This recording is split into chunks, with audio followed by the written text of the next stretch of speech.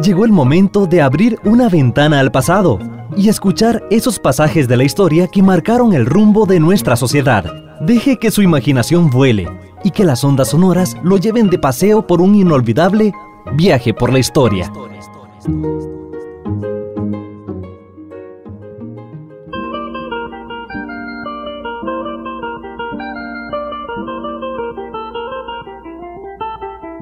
Hoy vamos a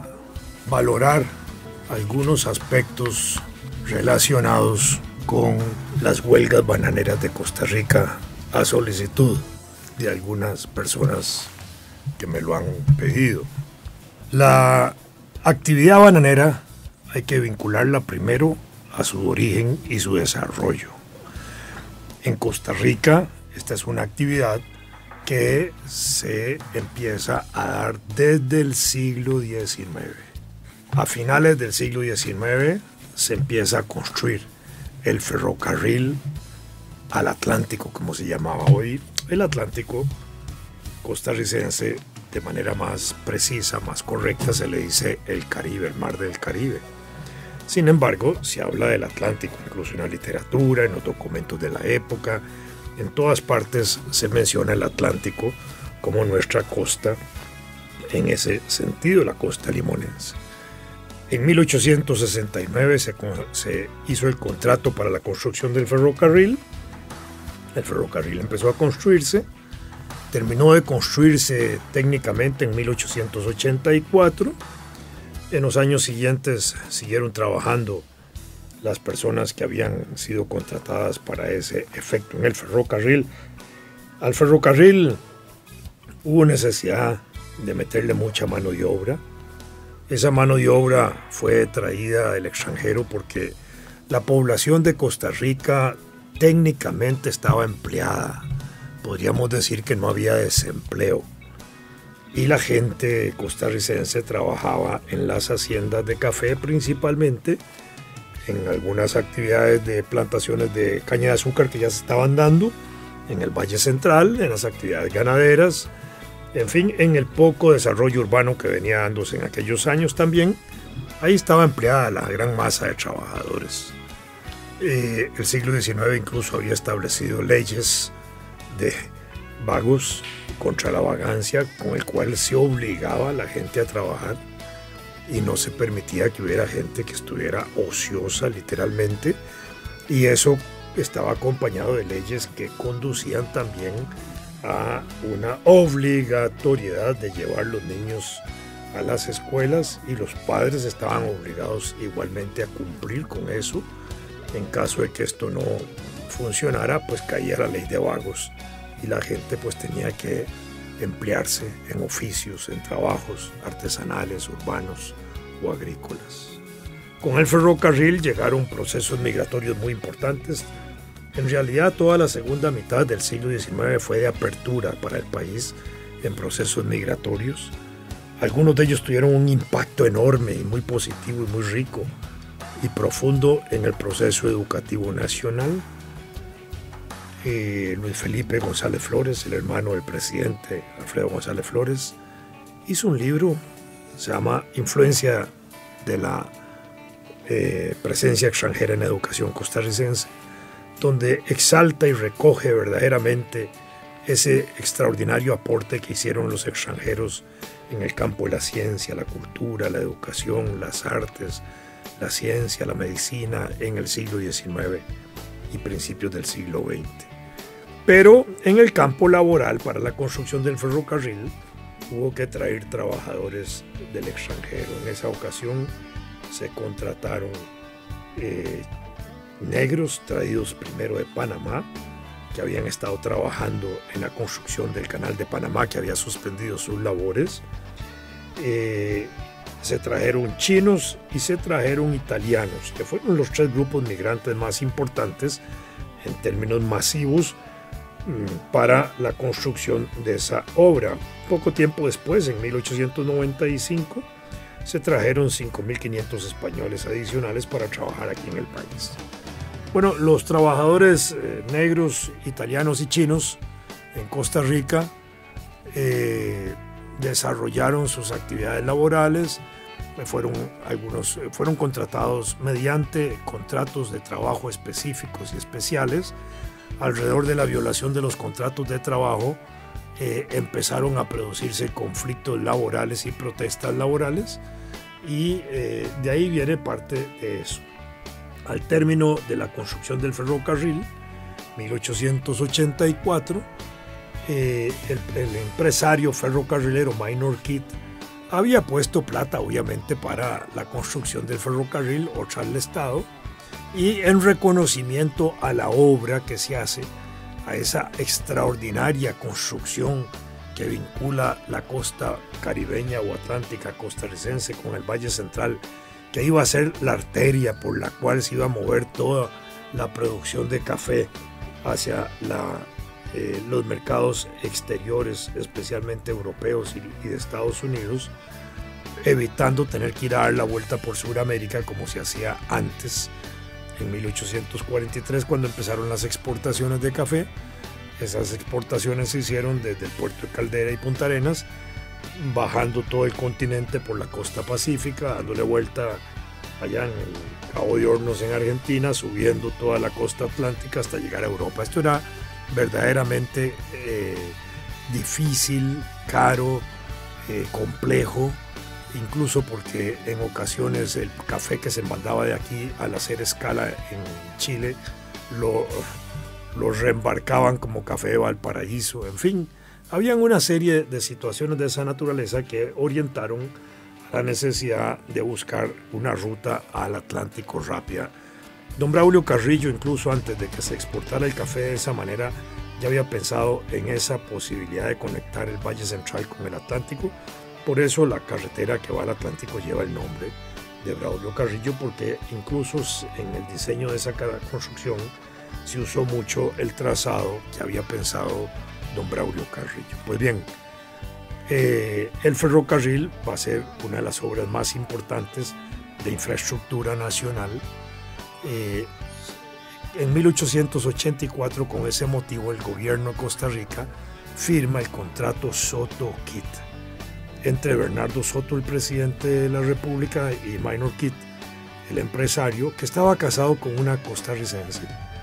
que era en ese sentido muy importante porque era sobrina nieta del propio presidente de la República, y ese contrato Soto-Kidd le produce un reconocimiento de tierras que Kidd puede escoger libremente en el territorio nacional, y así él escoge tierras alrededor de la línea del ferrocarril en la región atlántica, y escoge tierras en la región de Avangares y Tilarán, donde va a desarrollar los llamados distritos mineros en ese sentido. Y vinculado a las tierras del Atlántico, ahí va a impulsar la plantación bananera. ¿De dónde saca él la plantación bananera? Bueno, esto lo saca por razón de los trabajadores negros que había traído de Panamá. A esos trabajadores había que pagarlos muy bien porque eran trabajadores acostumbrados o empleados en la construcción del canal de Panamá, y los salarios en las obras industriales se pagan mejor que los salarios en las zonas agrícolas. De manera que al pagarle altos salarios equivalentes a los que se pagaban en las zonas industriales de Panamá en la obra de construcción del ferrocarril, pues hubo problemas en Costa Rica porque campesinos y trabajadores del campo salían a trabajar al ferrocarril. Algunos dejaban abandonadas las haciendas cafetaleras y se iban, y esto empezó a ocasionar problemas con los hacendados, porque se quedaban sin mano de obra e incluso hasta con deudas de los trabajadores que les debían plata a ellos. Y eso hizo que se presionara para que Minor Kidd cambiara la población laboral negra que había traído, y empieza a traer negros de Jamaica, que eran negros de plantaciones agrícolas, más baratos que los industriales de Panamá, y en Jamaica ya se había desarrollado la actividad bananera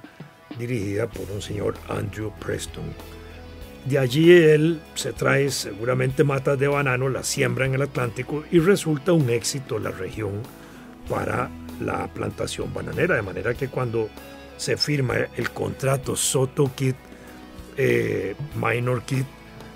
tiene la ventaja de escoger las tierras alrededor de la línea ferrocarrilera para impulsar sus plantaciones, y así empiezan a darse las plantaciones bananeras. Este es un motivo también para entender por qué el ferrocarril no fue un factor de progreso social colonizador. Durante toda la existencia del ferrocarril, desde 1884 que se termina hasta 1970 cuando se nacionaliza, el ferrocarril no sirvió para desarrollar ni un solo pueblo, uno solo, alrededor de la línea, que fuera resultado de procesos migratorios, de procesos de colonización interior, que la gente usara el ferrocarril para irse a vivir al Atlántico y poblar y trabajar aquella región. Eso no sucedió. No sucedió porque a los dos lados del ferrocarril las tierras estaban plantadas de bananales. Y los pueblos que se construyeron, eso sí, alrededor del ferrocarril, fueron pueblos de trabajadores de esas regiones. No porque colonizaran, sino porque tenían que vivir ahí. Y en ese sentido, uno podría pensar que el ferrocarril, una obra tan importante para la exportación del café, no fue útil para desarrollo colonizador interior y para haber habilitado esas regiones. Allá por 1920, un poquito más entrada la década, la empresa Ford, de constructora de vehículos en Estados Unidos, que había revolucionado los sistemas de producción y de salarios en Estados Unidos, porque Henry Ford, produciendo carros, revolucionó en muchos aspectos no solo el carácter industrial de su producción, sino las condiciones socioeconómicas de sus trabajadores. Por un lado, estableció jornadas de trabajo cómodas y por otro lado, desarrolló un concepto de pago de salarios altos, porque él consideraba que los trabajadores de la empresa Ford debían comprar los carros Ford, y para comprar los carros Ford pues debían tener el salario adecuado para poder pagarlo, y no entendía de otra manera eso. En este sentido, la Ford le propuso al gobierno en la década del 20 un contrato de características monopólicas con el cual la Ford se comprometía a desarrollar una gran autopista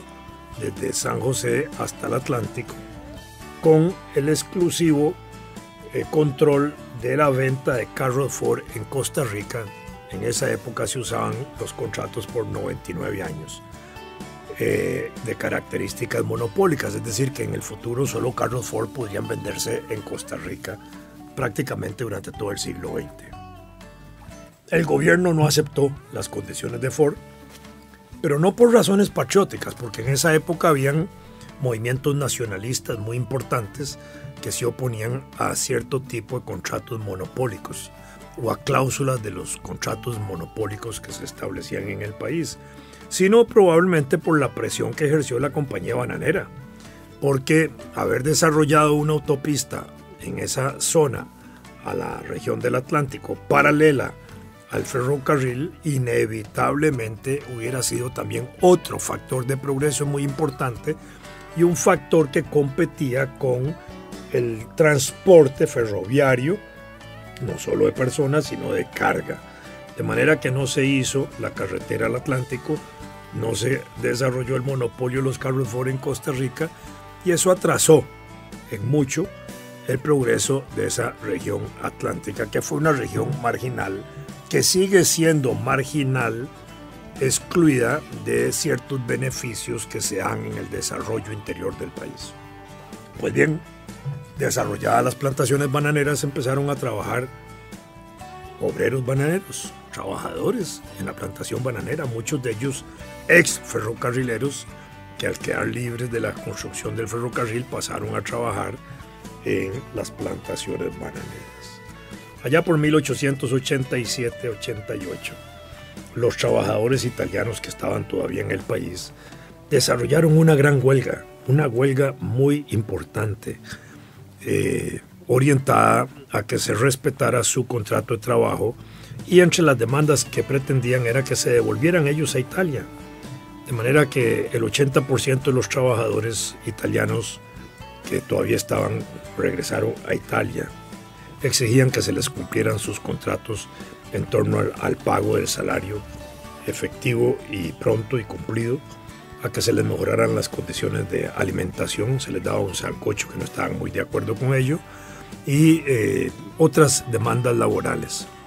El impacto de esa huelga bananera fue muy importante, de la huelga ferrocarrilera fue muy importante porque repercutió entre los trabajadores de Turrialba, San José y Cartago, donde se llevaron a cabo movimientos de solidaridad con los trabajadores italianos. Incluso en la estación de ferrocarril de Turrialba hay un pequeño monumento chiquitito que recuerda esa lucha heroica de esos trabajadores italianos. Pero en 1892,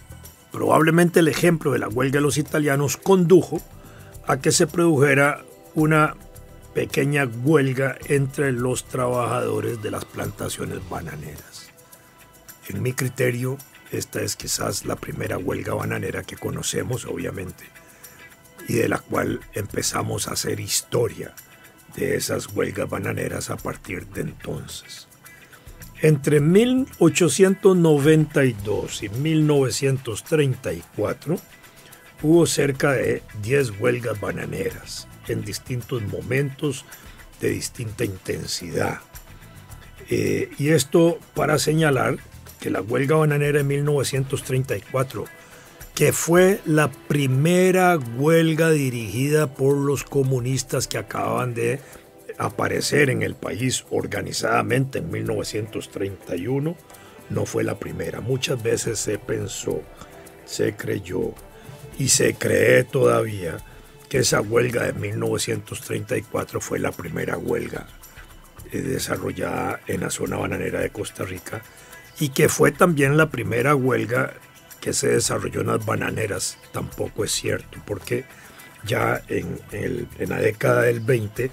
en Honduras habían habido un montón de huelgas bananeras, y en Colombia en 1928 se produce la huelga bananera de la Magdalena, y esa huelga incluso está reflejada en la literatura de García Márquez. De manera que, y tuvo conocimiento el pueblo costarricense de aquellas luchas y de aquellas huelgas bananeras, de manera que la tradición bananera era importante, de luchas en las zonas bananeras era importante para entender por qué se iba a hacer una huelga en el año 34 que fue exitosa, muy exitosa, la del Partido Comunista. Antes de esa huelga del 34 hubo otras huelgas y hubo periodos intensos de huelgas en Costa Rica entre a finales de 1899, 1900 hubo un núcleo importante de movimientos huelguísticos en el país, donde incluso llegaron a haber huelgas hasta en Punta Arenas entre trabajadores que elaboraban para el cabotaje, para las lanchas del Golfo, y hasta una huelga de maestros que defendían sus pensiones, las pensiones de los maestros, porque la pensión del magisterio es una pensión que ha evolucionado desde el siglo XIX. En aquella época se las querían quitar a los maestros para dárselas a los militares, de manera que se produjeron movimientos huelguísticos en esa dirección. Después hubo un núcleo de huelgas importante en el país entre 1907 y 1911. En ese periodo hubo huelgas bananeras. Me interesa comentar una de ellas. Se produce la huelga bananera y la compañía bananera contrata trabajadores de Panamá para traerlos a Costa Rica para romper la huelga bananera de 1909, me parece que fue. Esa huelga que estaba en marcha en el Atlántico, de pronto llegó un barco ahí con trabajadores de Panamá, y los trabajadores de Panamá, que además muchos de ellos eran blancos, no eran negros, de origen norteamericano, la mayoría, cuando llegan a la zona atlántica de Costa Rica y los desembarcan para ir a trabajar a las zonas bananeras y romper la huelga, de pronto se suman a la huelga porque ellos pertenecían a un sindicato norteamericano que se llama Industries World Workers, algo así como la Organización de los Obreros Industriales del Mundo. Esta organización era una organización revolucionaria de tipo socialista, norteamericana, que tenía extensión a las zonas donde habían trabajadores norteamericanos. Ya en 1903 había surgido Panamá como país separado de Colombia. Se había empezado a construir el canal que termina en 1914. Ahí había una gran cantidad de mano de obra, también negra, norteamericana, etcétera. Por eso es que traen mano de obra de Panamá. Y estos que eran pertenecientes a un sindicato revolucionario de tipo socialista, al ver que los han traído a romper una huelga, se suman a la huelga y no hacen ninguna labor de trabajo para no sabotear la huelga. Ese es un elemento interesante de la historia de las huelgas costarricenses, cuando trabajadores extranjeros que fueron traídos para romper huelgas se sumaron a la huelga por su conciencia de clase y por su nivel organizativo de clase. Por otro lado, en 1917 a 1921 vuelven a haber huelgas en el país, algunas de carácter político contra la dictadura de Tinoco, otras de carácter laboral muy importantes. De nuevo se vuelven a dar huelgas en la zona bananera. En ese periodo se da incluso la huelga, un nivel huelguístico importante en el país, especialmente en las zonas urbanas, durante 1920, para obtener la jornada de 8 horas de trabajo en Costa Rica, empezando con huelgas que se habían originado en el sector público del país, en el Ministerio de Obras Públicas, donde en febrero, finales de enero, principios de febrero, se habían levantado en huelga. Se les reconoció a ellos, los trabajadores, la jornada de 8 horas de trabajo, hasta un aumento de un 40% en el salario y el reconocimiento de su organización sindical y de lucha. Y en ese sentido, estos trabajadores, su ejemplo, condujo a que en todo el año 1920 se dieran una serie de movimientos huelguísticos dispersos en todo el país, pero intensos, hasta que en diciembre de 1920 el gobierno de la República hace el decreto por el cual se reconoce la jornada de 8 horas de trabajo y se reconoce el derecho de organización sindical y de huelga del país. Aun cuando no habían leyes laborales en esa dirección, ya por una decisión del Poder Ejecutivo se hace un reconocimiento tácito, fáctico, de hecho, para este reconocimiento organizativo y de lucha de los trabajadores. Y a finales de los años 20, las huelgas en el Caribe de la compañía bananera, en Honduras y especialmente la Magdalena de Colombia, pues son difundidas en Costa Rica. Incluso a finales de la década del 20 vienen dirigentes, ahí sí, socialistas de Colombia, que probablemente también transmitieron parte de esas luchas y preparan las condiciones para que al nacer el Partido Comunista en 1931, conociendo de la situación y de las difíciles condiciones de trabajo y de higiene que habían en la zona atlántica, empiece a preparar la organización de la huelga en 1934, teniendo en cuenta también de que uno de sus miembros, Carlos Luis Fallas, el gran dirigente obrero, había vivido en esa zona y conocía de las situaciones de realidad y de trabajo de esos trabajadores, y la escritora Carmen Lira y Luisa González también habían hecho una gira por la zona bananera y habían elaborado algunos folletitos, uno de ellos que se llama Una gira por la zona bananera y otro de Carmen Lira que se llama Bananos y Hombres, que relatan las duras condiciones de trabajo y de vida de los trabajadores en la región que van a ir preparando las condiciones para la huelga del 34. De manera que entre 1892 y 1934 lo que vamos a tener es un desarrollo de huelgas en la zona bananera que alcanza casi la decena de huelgas que constituyen una escuela de organización, de lucha y de organización sindical alrededor de esas huelgas.